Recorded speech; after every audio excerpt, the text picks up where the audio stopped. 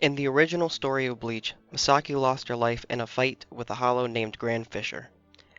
Masaki was the center of the Kurosaki household, and after her death everyone was affected in different ways. Ichigo in particular felt personally responsible for her death due to the fact that he was not able to stop it from happening. The despair from her loss left him feeling burdened. He felt as if he needed to protect all of his loved ones from dying. Rather than wanting to protect them to keep them safe, it was out of a fear of loss.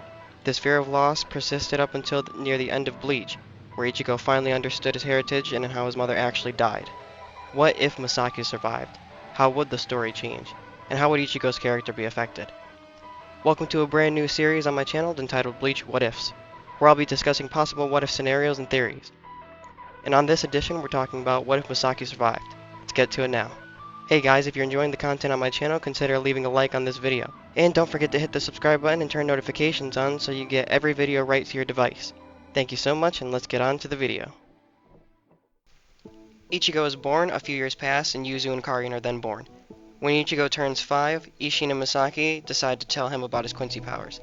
This is because Ichigo told them that he can see people that aren't real. And rather than hiding everything, they tell him about Masaki's heritage and that he has that power too. With that knowledge, Ichigo now wanting to become strong to protect his sisters, Masaki takes to training Ichigo. In just about 4 years he learned how to use Blue Vena, something Masaki was particularly adept with, and Blue Artery, as well as even learning Kyaku. However, he still couldn't seem to form a bow, something that most Quincy can do from a young age.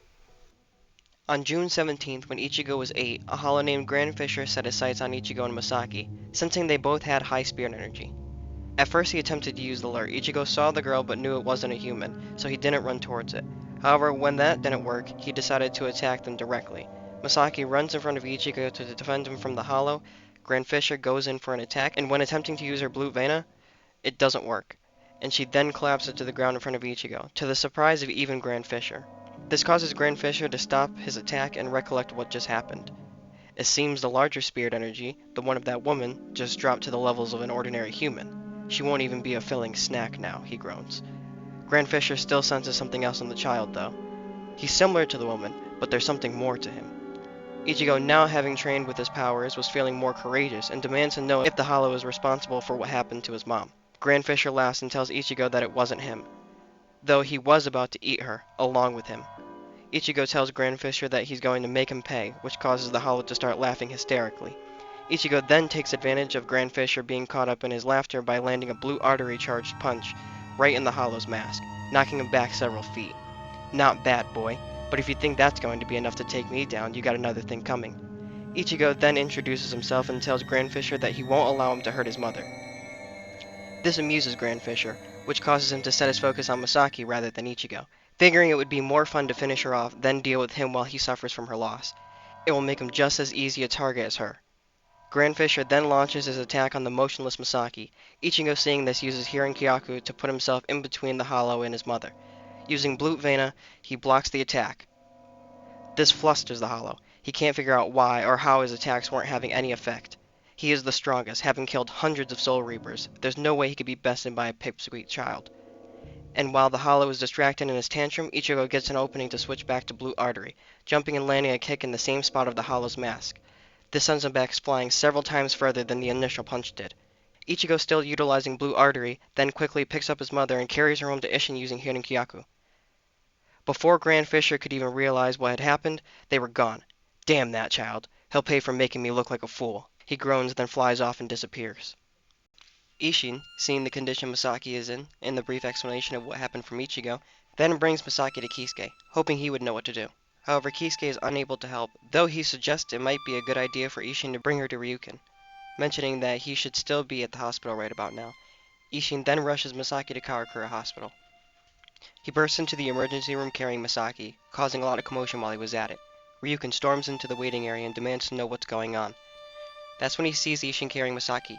He immediately understands the situation and tells Isshin that he needs to begin operating immediately on Masaki because if the ailment that caused this is what he thinks it is, then it's fatal if not dealt with quickly. He then goes on to run a process of tests and procedures and ultimately diagnoses that it was in fact the result of Osvalin that caused this. He then removes the still silver from her heart, a silver clot left behind in the victim's heart as a result of Osvalin. However, he informs Isshin of some rather unfortunate news. Masaki will never be able to regain her Quincy powers, and thus will live out the rest of her days as an ordinary human. She won't even be able to sense spirit energy, see spirits, nor hollows. However, much to Ryuken's shock, this news doesn't seem to bother Isshin. He's actually relieved she can now live a normal life without having to worry.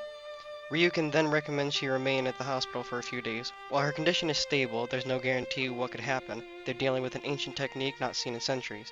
Isshin then cuts him off. She'll be safer here, under your care. I get it. Thank you, Ryuken.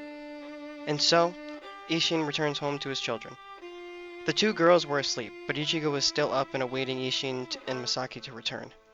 He asks his dad what happened and why Masaki wasn't with them. Isshin then explains the situation to Ichigo, which, surprisingly, he understands for the most part, and suggests that they visit her soon when she feels better.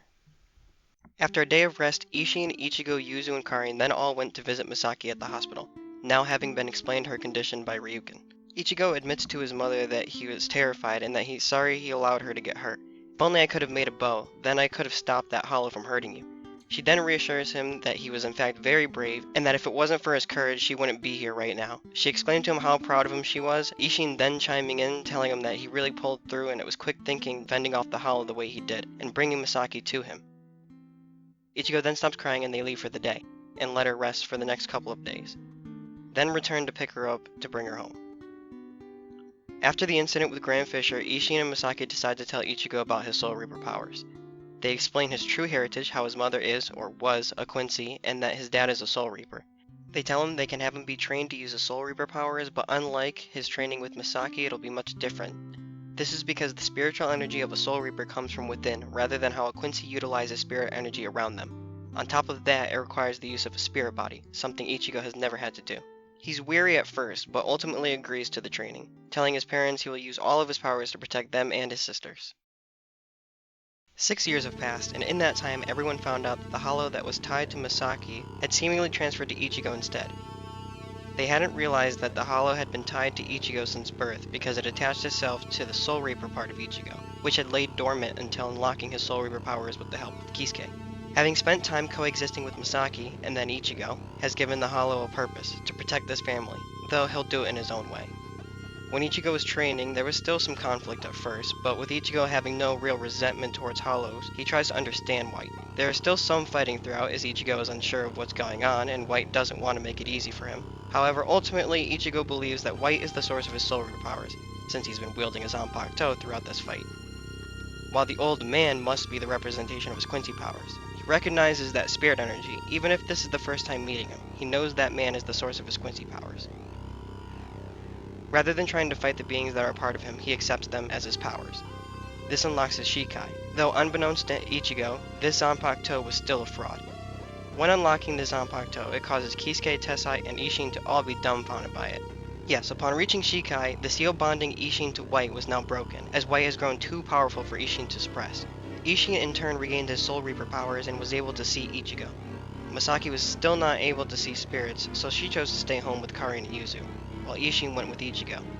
But even so, Isshin tells Ichigo he should tell Masaki when they get home. Isshin, now having his Soul Reaper powers returned to him, informs Ichigo that this is where the real training begins, since Isshin can now properly train Ichigo himself.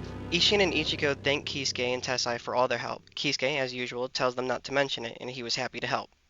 They then take their leave and return home. Ichigo managed to master Blue Artery and Vina, and opting to master Hirankyaku over Flash Step, he found it easier than trying to learn something new. Masaki feels indebted to Ryuken for saving her life from the Still Silver, and tries to make it up by suggesting that Ichigo and his son Uryu could train together, mentioning that it might be beneficial for Ichigo to learn more about the Quincy heritage from someone who is actually a Quincy. She laughs, alluding to the fact that she no longer has Quincy powers. Ryuken is hesitant at first, since Ichigo is half Soul Reaper. He tells her that just because she's lost her powers doesn't mean that she's forgotten everything she knows. However, in the end, he still feels sympathy towards her since she's had to completely adjust to her new life, and so he agrees to have the boys train together, figuring it will at least keep them occupied and hopefully out of trouble. He does have one stipulation, and it's that Ichigo won't use his Soul Reaper powers at Ryuken's home. Masaki finds this acceptable, and the boys begin training, them now forming a bond similar to brothers, though with more of a rivalry aspect.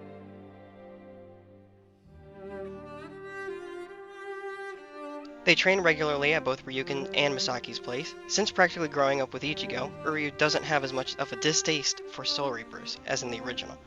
In fact, he suggests Ichigo actually use all of his powers when training with him, when he's training at Masaki's, of course. Isshin would keep their training a secret from Ryukin, though Ryukin was much sharper than they believed, and he caught on fairly quickly, but honestly didn't mind too much. Training with each other over the 6 years resulted in both of them being far stronger than in the original, which will prepare them for the battles ahead. And that's where we'll be leaving things for today with this What If. I hope you guys enjoyed. Thank you so much for tuning in to my first ever video series, or first video in this series. It may change over the time. I'm not really too sure, of course this is the first video, so the structure of it may change, the layout, the way that I put the images up and everything, that's all subject to change. But the overall idea is here, and I do already have a part 2 written up. And part 3 is being worked on right now as far as the script goes. For part 2, I'm hoping to get these out, just do one a week. So let's see, this will probably be released, what day is it today? Today is Friday. Okay, so at the time of recording this, it's now Friday. This is the 6th. And I'll probably release this, maybe I'll do it Monday. Since we don't have Bleach on Mondays anymore, I'll just save this for Monday, and it'll be some more Bleach Mondays. So we'll have some what ifs on Mondays. And yeah, I think that's going to be the best thing to do. It'll kind of help with that drought of not having any Bleach content for the next, 7 months. So, yeah. But I really do hope you guys enjoyed. If you did enjoy it, please leave a like on the video. It does help with the, YouTube. They love likes and engagement. So, definitely leave a like if you liked it. Subscribe, because I will be doing more of these videos in the future. And hopefully we'll have a consistent schedule. It should be Mondays of every week. But I'll let you guys know in the community post if something comes up and for some reason it won't be released on a Monday. I'll let you know beforehand. But that is the plan, is to have every episode released on Mondays. And throughout the week, there may be more content on the channel. YouTube likes to have a consistent channel. So they like you to tackle a niche, basically. And so I've decided that for the niche for this channel is going to be Bleach content. So I'm sorry to everybody who has subscribed and is subscribed for any other reason that was not for Bleach content, but to all the people who did subscribe for the Bleach content, I am here, and I will be making videos now. The Bleach reviews, obviously those didn't go too well, or the reactions rather.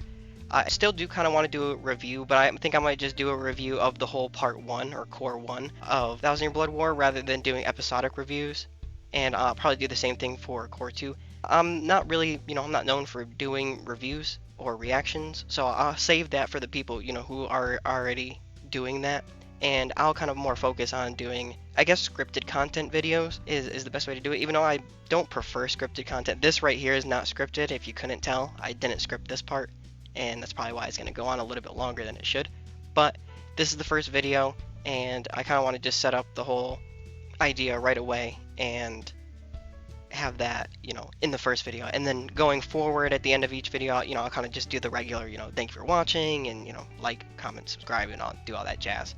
And because, again, it does help with the algorithm. It will push the channel to more people, and then we'll get more engagement, and more people will be in the comment sections for you to engage with and for me to engage with.